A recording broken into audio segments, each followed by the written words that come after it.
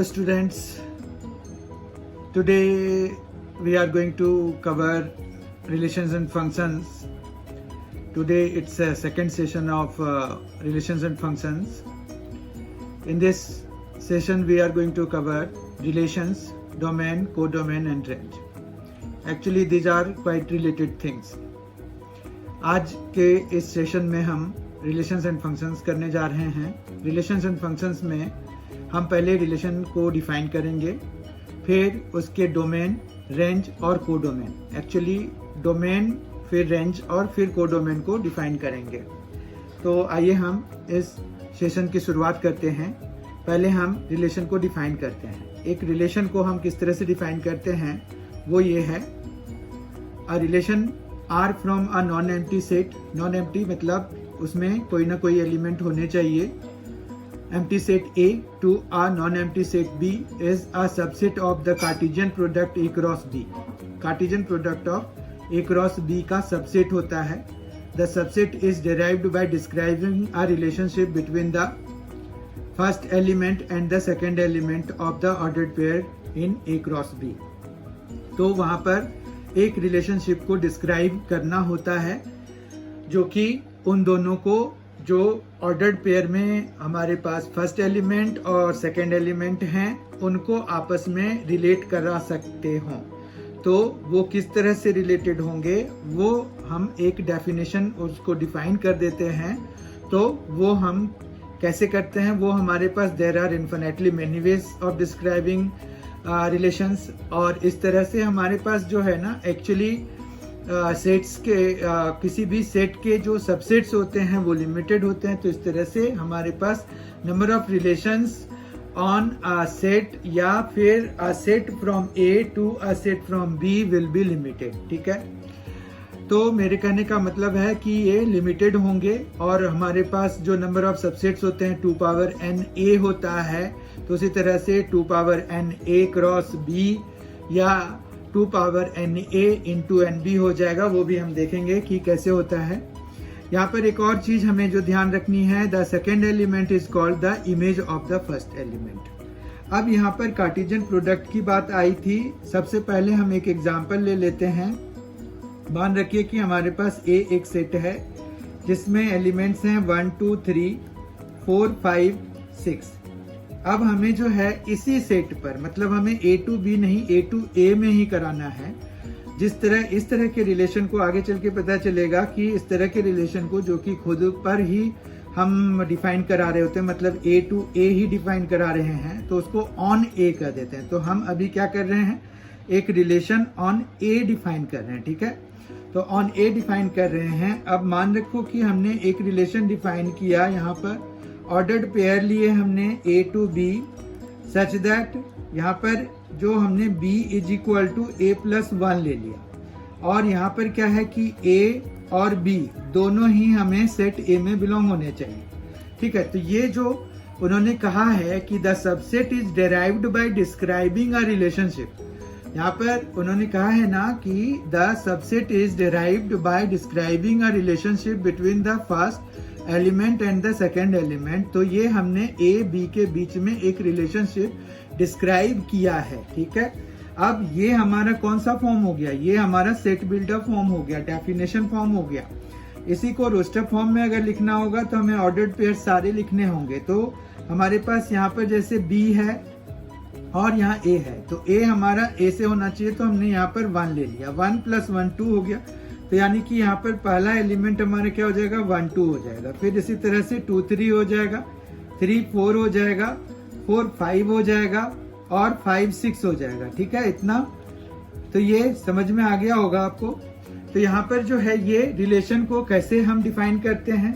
अब ये अगर ऑर्डर्ड पेयर देखें तो ये A क्रॉस A का सबसेट है. A क्रॉस A में बहुत सारे एलिमेंट्स होंगे, उनमें से 1 2 2 3 3 4 4 5 5 6 भी एलिमेंट्स होंगे. तो ये subset of A cross A है, ये subset of A cross A है.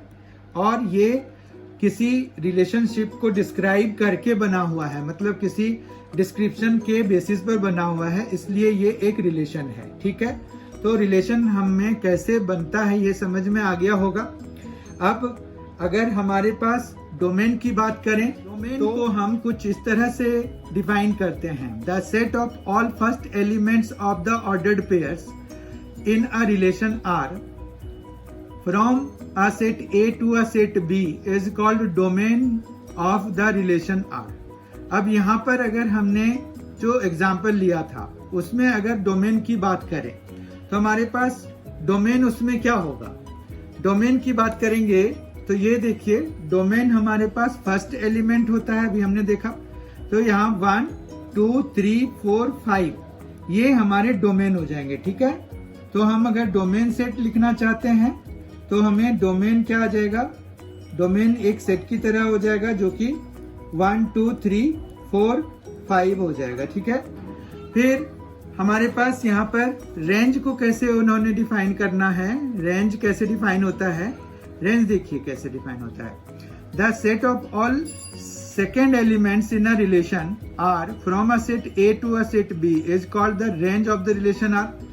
अब यहाँ पर यह है कि from the set A to a set B है, क्योंकि हमने अभी ऑन सेट ए लिया है, तो हमें जो है यहाँ पर क्या होगा, जो दूसरा वाला कंपोनेंट है ऑर्डर्ड पेयर का वो हमारा रेंज सेट बनाएगा। लेट अस सी यहाँ पर कौन सा रेंज सेट बनेगा, तो यहाँ पर 2 3 4 5 और 6 जो है रेंज सेट बनेंगे। ठीक है, तो हम इसको रेंज सेट भी लिख देते हैं, रेंज सेट हो जाएगा हमारे पास 2 3 4 5 और 6। ठीक है, इतना समझ में आ गया आपको, तो ये रेंज हो गया।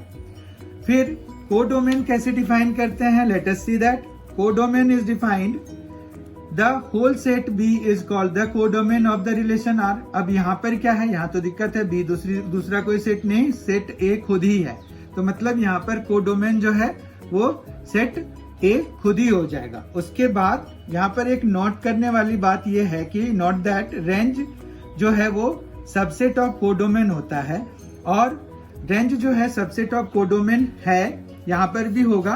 यहाँ पर अगर आप देखें तो कोडोमेन हमारे पास क्या हो जाएगा, डेफिनेशन के हिसाब से कोडोमेन जो है, अब A टू A है तो A सेट ही हमारा कोडोमेन भी हो जाएगा, तो कोडोमेन सेट जो है A हो गया। अगर आप देखें तो रेंज सेट जो है उसका सबसेट है, क्यों, क्योंकि इसमें 1 2 3 4 5 6 तक है, इसमें 2 3 4 5 6 तक है, तो यानी कि A का जो रेंज सेट है वो सबसेट है। ठीक है, तो इस तरह से हमने अभी जो है रिलेशंस फंक्शंस के दौरान रिलेशंस को डिफाइन किया, फिर कोडोमेन क्या होता है वो देखा, रेंज क्या होता है, डोमेन क्या होता है वो देखा, रेंज क्या होता है वो देखा, और कोडोमेन क्या होता है वो देखा। वो अच्छी तरह से एक्सप्लेन हो गया होगा। अब हम कुछ सॉल्व्ड एग्जाम्पल देखेंगे और हमें ये सारा क्लियर हो जाएगा। उससे पहले हम सॉल्व्ड एग्जाम्पल से पहले हम कुछ रिमार्क्स देख लेते हैं। रिमार्क्स में पहला रिमार्क है, a relation may be represented algebraically either by roster method or by the set builder method। तो ये भी हमने देख लिया कि रोस्टर फॉर्म में भी हमने एक्सप्लेन कर दिया था, और सेट बिल्डर फॉर्म, पहले हमने सेट बिल्डर फॉर्म देखा था, उसके बाद उसको रोस्टर फॉर्म में किया था। अब एक तीसरा भी फॉर्म है हमारे पास, an arrow diagram is a visual representation of a relation. अब ये जो एरो डायग्राम है वो कैसे होता है वो देख लेते हैं हम। जैसे हमने अभी ये जो पिछला रिलेशन डिफाइन करा था उसमें हम अगर एरो डायग्राम से इसको रिप्रेजेंट करने की कोशिश करें तो हमें A टू A यहाँ पर एक रिलेशन बनाना पड़ेगा। ठीक है, क्योंकि हमारे पास दोनों ही सेम ही सेट है, तो ये A लिख दिया। यहाँ पर 1 2 3 4 5 और 6 ये हैं एलिमेंट्स इसके, इधर भी 1 2 3 4 5 और 6 एलिमेंट्स हैं। अब यहाँ पर 1 किससे रिलेटेड है, 2 से, यहाँ पर एक एरो लगा के हम इस तरह से मार्क कर देते हैं। 2 3 से है, 3 4 से है, 4 5 से है, और 5 जो है 6 से है। तो ये क्या हो गया, arrow diagram for the relation हो गया। ठीक है, उसके बाद जो है हमारे पास एरो डायग्राम वाला जो हो गया, उसके बाद है the total number of relations that can be defined from a set A to a set B is the number of possible subsets of A cross B। If NA is equal to P and NB is equal to Q, then NA cross B is equal to PQ। and the total number of relations is 2 power pq. 2 power pq अभी हमने वो total number of subsets के बराबर होता है, इसीलिए ये क्या हो जाएगा 2 पावर pq हो जाएगा। दूसरा फिर जो ये है, ये हमने सबसे पहले ही डिस्कस कर लिया। A relation r from a to a is also called a relation on a।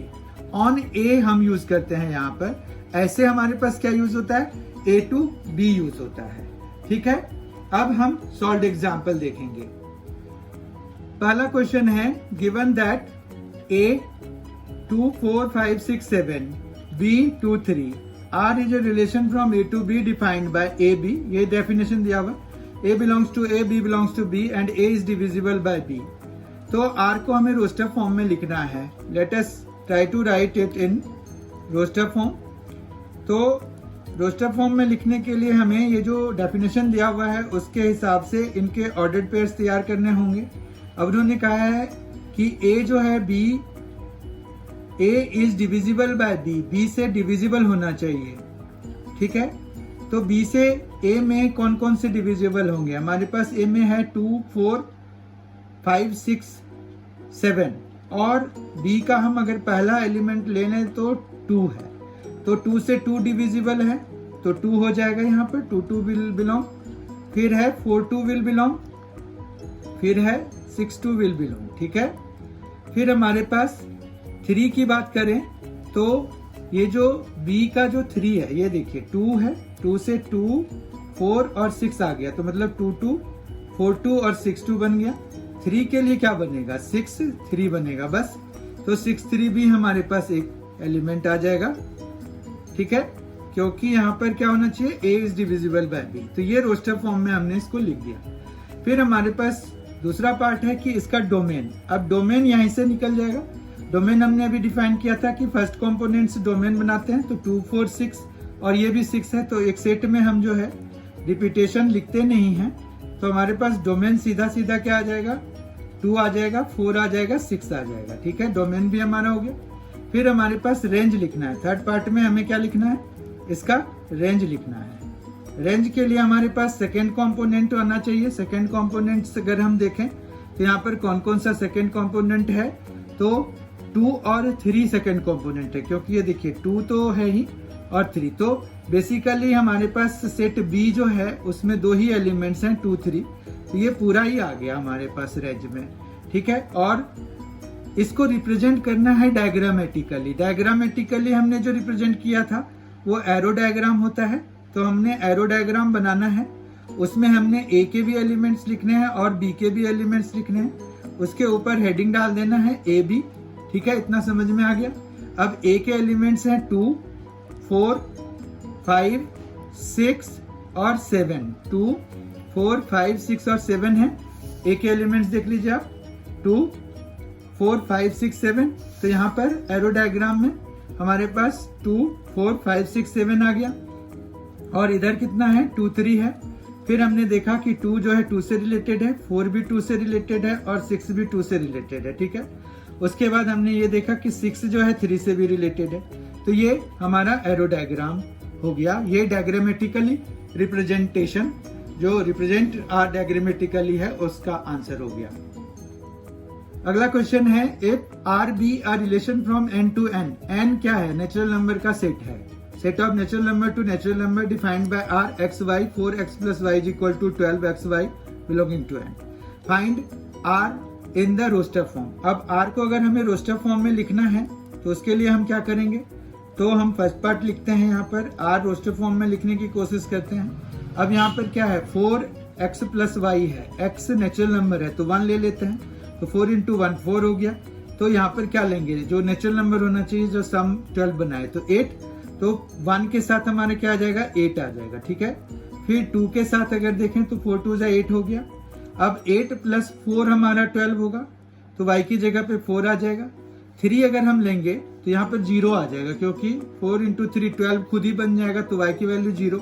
अब 0 क्या नेचुरल नंबर होता है, 0 नेचुरल नंबर होता है, नहीं होता है, तो इसका मतलब है कि हमें यहीं पर अब स्टॉप करना पड़ेगा, हम आगे नहीं बढ़ सकते। फिर हमें डोमेन ऑफ आर निकालना है। डोमेन निकालना बहुत ही आसान है। Once you frame the relation it is very easy to write the domain. Domain हमारे पास 1 2 हो जाएगा. ठीक है, डोमेन एक सेट की फॉर्म में हम लिखते हैं, तो डोमेन हमारा आ जाएगा 1 2. और फिर हमारे पास थर्ड आ जाएगा रेंज. रेंज हो जाएगा हमारे पास 8 और 4, मतलब 4 8 हो जाएगा. ठीक है, तो इस तरह से रेंज हो गया. अब अगर ये फर्दर बोलते 4 और 8 तो हमारा रेंज हो गया. फिर अगर ये बोलते कि भाई कोडोमेन भी लिखना है, तो कोडोमेन यहाँ पर पूरा नेचुरल नंबर हो जाएगा. ठीक है, क्यों? क्योंकि वो जो सेकेंड सेट होता है पूरा का पूरा ही कोडोमेन हो जाता है, और रेंज हमेशा सबसेट ऑफ कोडोमेन होता है. तो इस तरह से हमने 2 क्वेश्चंस ये कर लिए. इससे काफी हमारा जो हमने आज जो सीखा वो क्लियर हो गया होगा. I hope you have enjoyed this. If you have enjoyed this session, please like this video, share it with your friends, and subscribe M&C Education. Thank you so much for watching M&C Education.